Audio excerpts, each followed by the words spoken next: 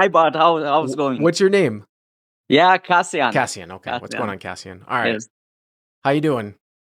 I'm doing great. How about you? Pretty good. We got an all Euro show here today. We had a call from Yeah, Scotland. I We had see. a call from England.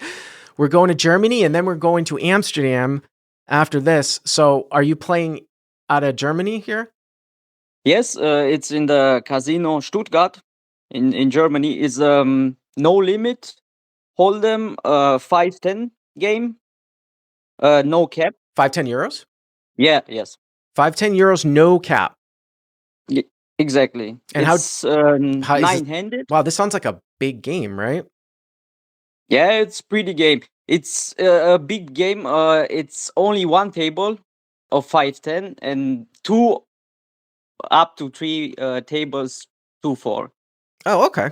But still, I mean, even 4 euros. I mean, and again, I don't know if you heard the beginning part of this, but I even hear it more so in Germany and maybe even in the sort of continental Europe that there isn't that many recreational poker players. Like the games tend to be kind of tough because there's just more regulars that are constantly coming in trying to try hard. Do you think that that's accurate? That's pretty accurate, yes. Okay. Maybe on the small ones you find Right. a little bit more recreation players, Mhm. but on the 2-4-8, for example, and 5-10, there are a lot of recs. And what's the rake? What do they do for a rake? Like, what do they do for collection? Oh, Do you know? so that is a progressive rake. No Progressive. matter if it's a 2-4 or 5-10. Uh-huh. For example, they take 4 euros for a pot up to 100, 14 euros for a 500 pot, and for example, 1K pot they take pretty much 30 euros and is capped to 50 euros by a pot of over 2K. Wow. So they can take 50 euros. Yeah, that is capped. 50 euros is the cap. I mean, that's kind of like, that's like a home game. It's a home game. That's like a home game here in LA, or like here in LA. I'm like 5 years behind myself. I haven't lived in LA for 5 years. The problem is it's like a home game, but it's not the action of a home game. It's an action of a Euro game in Germany. Yeah, I mean, I can understand why so many people travel to the US to play. Yeah, I played. I'm pretty new at this casino at that time, when I played this hand. But before at the other casino, the 2-4-8 game, they take only 2 euros as a drop, Mhm. and yeah, we give to the dealer 1% of the pot. All the So time as a tip? Or as a tip, but this is it goes in the box with the text, as a text. oh, because Not you guys don't really tip. So there's a rake and an extra 1% as like a government fee, something like that. It's separate. something like that. Yeah, Oh wow, wow, I never heard of that. Oh, that's really interesting. not that big. So you, for example, in a pot of 2K, you pay only 20 euros Right. in Yeah, I get it. not the 51. But I mean, man, that adds up. That definitely adds up. All right. So how deep are you in this game? So against the villain, we are about 4K effective. Okay. He covers me by 1K probably. All right. So 4K effective, or 4K euros effective. Yeah. This is now a straddled game. We played all night the 5-10-20. Oh, okay. So the under the gun straddles to 20. So 510, 20, right? 510 Yeah. plus 20. Okay. Yep. So the hijack, he has around 1,200. Raises to 50. So hijack Then with 1,200 yeah. raises to 50. Okay. Then the button calls, Okay. and then the hero in the small blind 3 bets to 220 with Queen of Hearts, Queen of Spades. Queen of Hearts, Queen of Spades. Hijack off of 1,200 raises to 50. Button calls. Hero 3 bets to 210 with Queen of Hearts, Queen of Spades. So obviously you're 4,000 effective with the button, right? So Yes. yeah. Yes, exactly. Okay. Then it folds to the button and he calls. All right. So pot is 520, So the 525. so the hijack folds, the original razor Yeah. folds, and the button calls. So it's a double flatter here. The button, so it's a full game, right? 9-handed. So hijack opens somewhat late position, button calls. So it's like a late call in a 3-blind game where you're definitely incentivized to 3-bet anyways because you've got 3 people to your left. You 3-bet obviously to 210. 220. 220. Okay, so you 3-bet to Yep. 220, and now the button double flat. So I don't know what's the deal with this guy on the button, but it's a little bit strange. Not that you haven't done anything wrong, but just the initial flat and then the double flat, a little bit strange to me. Yeah. So he's also a reg He's a reg. for profit player, Uh-huh. but he's quite aggressive and in big pots, let's say, he tends to bluff about 50% of the time, let's say, when it's not running his way. But so he's aggressive, but he's not but he didn't 3-bet? Like 3-bet on the button? Yeah, that was Kinda quite bizarre. strange now. Oh, so he calls on the button, the hijack raise, Yeah. and then he That's what I mean. It's kind of bizarre. Yeah. yeah. All right. So 525. Okay. Yeah, the flop is 8 of hearts, jack of hearts, 3 of hearts. Jack of hearts, 8 of hearts, 3 of hearts, hero with queens with the queen of hearts. Okay. So having an overpair and the queen of hearts, Yep. I bet 170. So hero bets 170 into 525. Right. And I think part of this is just like as a reflection of, again, it's kind of hard though. Like you said, talk about like if this was a button open and then you just straight 3-bet in the small blind, right? In a 3-blind game. And then the button called, you could throw it into Payo. You could throw it into GTO Wizard and be like, all right, well, this is the button's range. This is the small blind's range. In an optimal type of setting and equilibrium, how are we supposed to approach Jack 8-3 monotone, right? What parts of our range are supposed to bet? But again, this one's weird because you don't really know what a double flatting range is. It seems like it's kind of collapsed a little bit. What I would take from that is it's probably more betting than what would have been done at equilibrium. Plus, you've got the queen of hearts in your hand. And yeah, you somewhat for small sizing. Let me ask you this question. I mean, he's not that deep, right? You guys are playing 5, 10, 20. So he's less than like, he started with, oh, excuse me. I'm sorry. He's got 4,000, right? You're okay. 5,000, yeah. He covers me by. But it's, so say you get, let's say that you start getting played at here. Like say he raises to like 800 or something like that, right? Are you planning on going to felt with this hand? Yeah, that's that's a good question. Maybe I would call the flop and then play, let's say, fifth street chicken. On the turn. Evaluate what the turn is. I really is a good question. To 800, yeah. Well, 800 isn't even a pot size raise. I mean, just to get back to, I didn't know that Fifth Street Chicken had made its way over to Germany. That's nice. We're all over the world here on Crush Life Poker. But the reason why, just bringing it back to basics, is that and believe me, I absolutely do not advocate what I'm about to say, but basic theory says that you aren't really supposed to be doing a lot of bet folding on the flop for value, meaning you're supposed to be, like, if you have a hand that's not comfortable bet calling, you're supposed to check it. That's a very, very simplified sort of boiling down of basic theory. Of course, I don't think that's the best way to play in live games. As you move up, if the game is tougher, sure.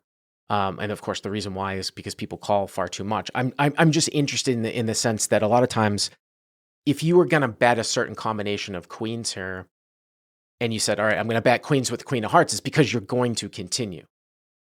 But even if he raises to 800, I still may call. But what he can only say he has not flush. So what not flush would he play like this? So ace king, no way. I don't think he he calls on the button and then overcalls again preflop my raise. Maybe some ace Ace littles, 10, right? But you're saying, but ace 10. yeah, but isn't that that's gonna get 3-bet anyways, though, too, if he's I mean, the hijack opens. Because he's quite aggressive, yeah. Maybe, yeah, I also think also 10-9 of hearts would be also a 3-bet from his side. So in this case, I really thought he might have the nut flush with the, for example, ace 5. Well, first of all, let's not get ahead of ourselves because we don't even know. I'm just giving you a hypothetical. You bet 170. What did he do? Yeah, and he, let's say, snap raises to 400. So he min raises. Yeah, Wow, that's bizarre. That is bizarre. I actually did not expect that. I thought the guy called, but he min raises to 400. to 400. Yeah. It's interesting because it kind of puts you in a weird. This is crazy, right? This is what I'm talking about. Like we have to really go back to just like almost like instinct and try to figure out what this means, right? We've got this guy who double flats, so we're already off the rails, right? And then he's making this ridiculous like min raise. The question then becomes though, like, do you have bet 3-bets here? I mean, you're out of position, so At this point, I wouldn't 3-bet him. I was already thinking about calling and evaluate the turn. right. No, I mean, I'm not. I would not bet 3-bet this hand. I'm just wondering out loud. Do you have bet 3-bets here, to like a min raise? Because if you don't have bet 3-bets to a min raise, why can't we just be on the button and min raise all the time, right? Even if I have the nut flush, I wouldn't necessarily 3-bet. It's interesting. Also 4-bet him. I just think it's such a bizarre play. But again, if you take a step back and somebody throws like some really weird play at you, right? Like Magnus Carlsen in chess, like they talk about like how he does all this unorthodox stuff. If somebody was the button here and they min raised here in a 3-bet pot, and the response from out of position was always to call and check, that actually can't be right. You can't just I'm not saying you, I'm not saying that you did anything wrong, Cassian. I'm just sort of talking out loud that it sort of has to do with the fact that like you're just letting the guy kind of realize. We just never see this situation all that often. But if you could just min click a guy who's c-betting in a 3-bet pot from out of position, and then he's never going to bet 3-bet and always check the turn, that gives a huge, huge advantage. So anyways, button raised to 400, hero calls. Okay. Yep. Yes. All right. So 1325. Yep. Yeah, then the turn is a pretty good one from my side. Is the ace of hearts. Yeah. All right. So you make the second nut flush, right? Yeah. So it's jack of hearts, 8 of hearts, 3 of hearts. Hero, again, he 3-bet out of the small blind against this double flat around the button. Bets 170. Button kind of clicks up a raise to 400. Hero calls. Pot's 1325 euros. Turns the ace of hearts. So now our hero, Cassian, has the second nut flush. But I mean, it's obviously, there's 4 hearts out there. It was kind of interesting too. Like, you look at this and you're just like, what is this like little mini raise anyways? Because a lot of times if a guy had like a small flush, they would raise more. And if he was like raising something for protection, like ace jack, like I suppose he has like aces up, but I mean, wouldn't he 3-bet that pre ace jack? The whole hand is a little bit. Here's the thing. I mean, you check and you hope he checks it back, and then you go for value at the end, right? Like on a non-board pair. That's what you hope. So that is exactly what happens. I check, and he thinks a little bit and checks back. Okay. So button checks back. So, I mean, I don't know in what world how you don't have the best hand. I mean, it would be so strange for somebody to raise with the king of hearts on the flop, make the nuts on the turn and not bet. Yeah, that's also and he can only have the king 10 of hearts maybe now. King 10 of hearts? Yeah. Well, why would he? I cannot see any other king of hearts as the nuts in this position. Ace king of hearts is not in his hand.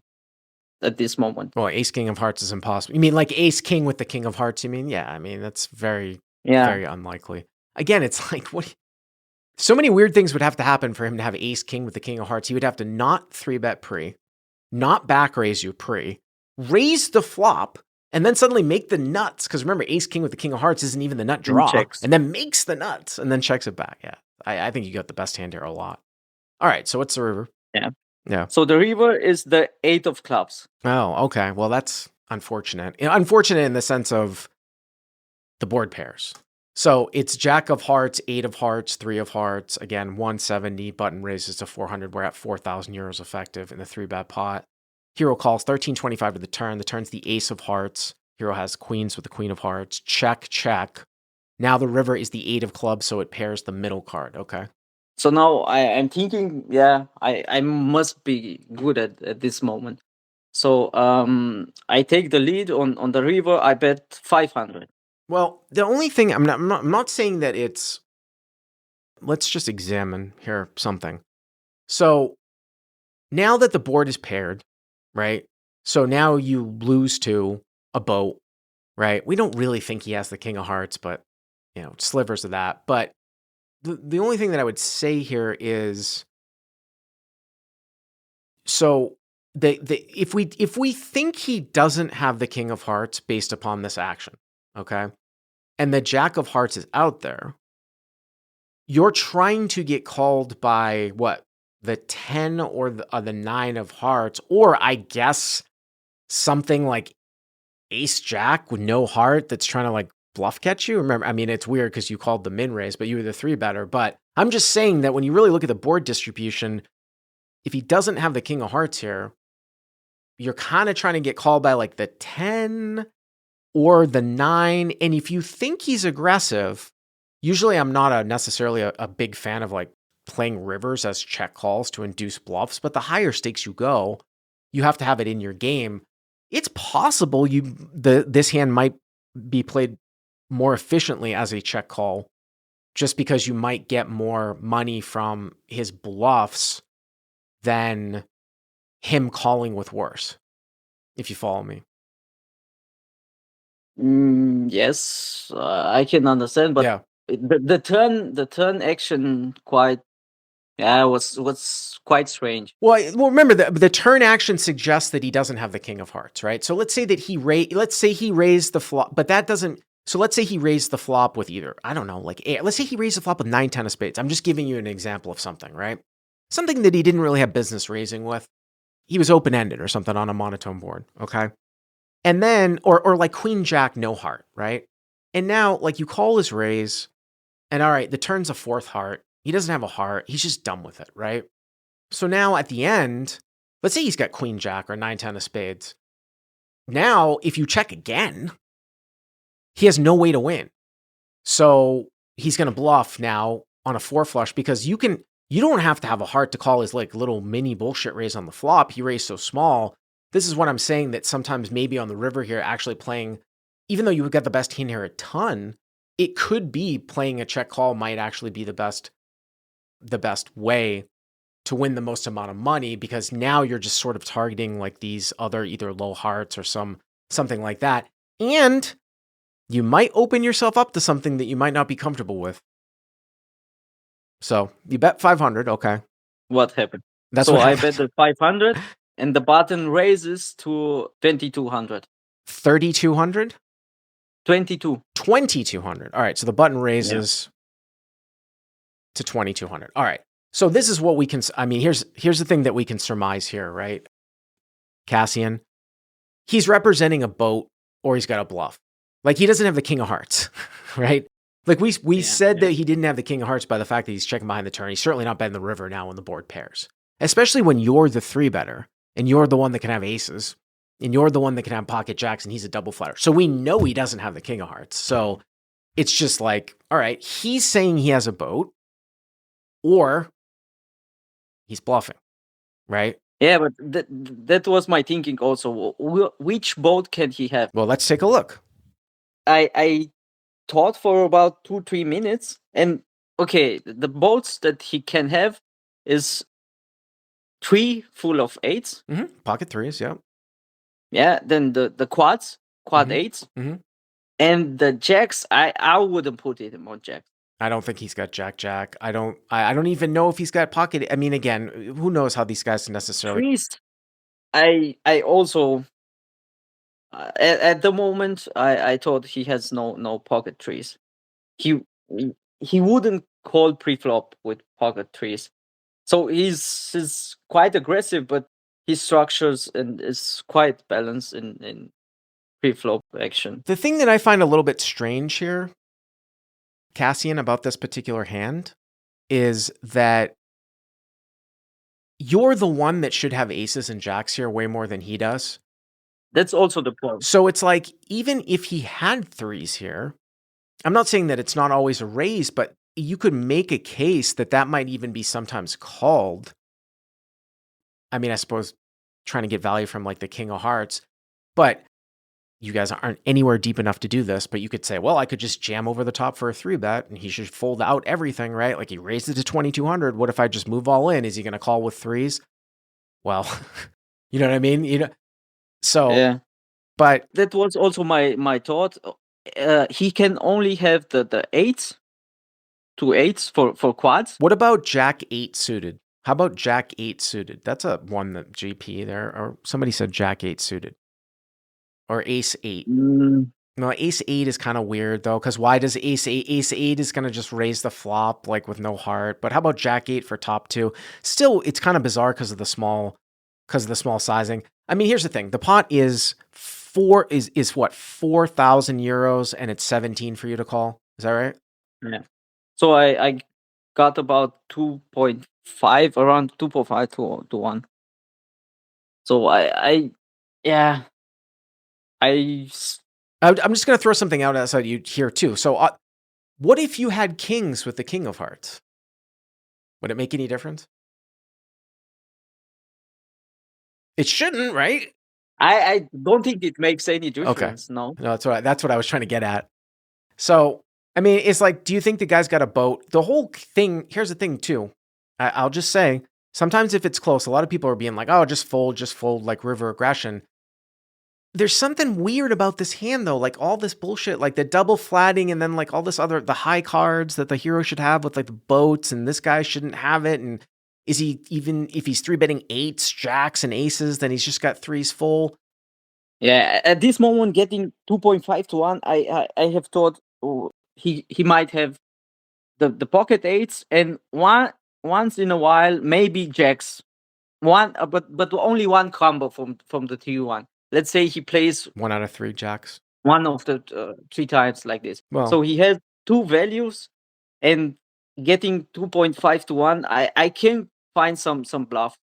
Then for sounds to me like you made, did you talk yourself into a call? And I'm not saying that's bad. Like I said, when I look at this and I'm getting pot odds sometimes and it's just weird. I mean, I might talk myself into a call.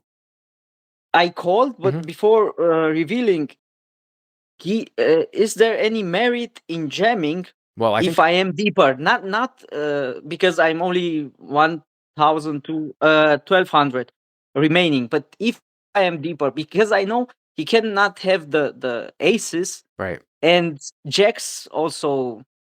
I don't think that I would 3-bet. I think your hand is too strong to 3-bet jam here as a bluff if you were deeper. What I mean by that is that, again, I think I might have said this in the last call.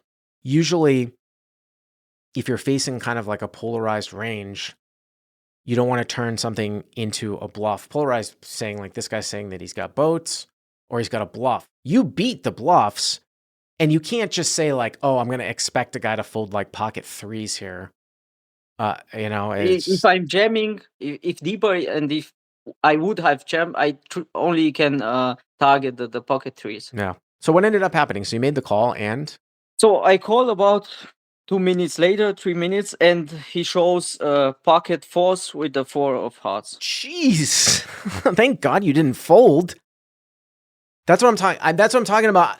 That's what I'm talking about. Like just this whole double flat, like hijack button, and then like raising here at the end, like when you've got aces and jacks, there was something kind of weird. So if I'm getting pot odds, and my hand is the equivalent of the king of hearts, it can't be that bad to call. I'm glad it would have hurt me if you folded and you showed like some bullshit, you know?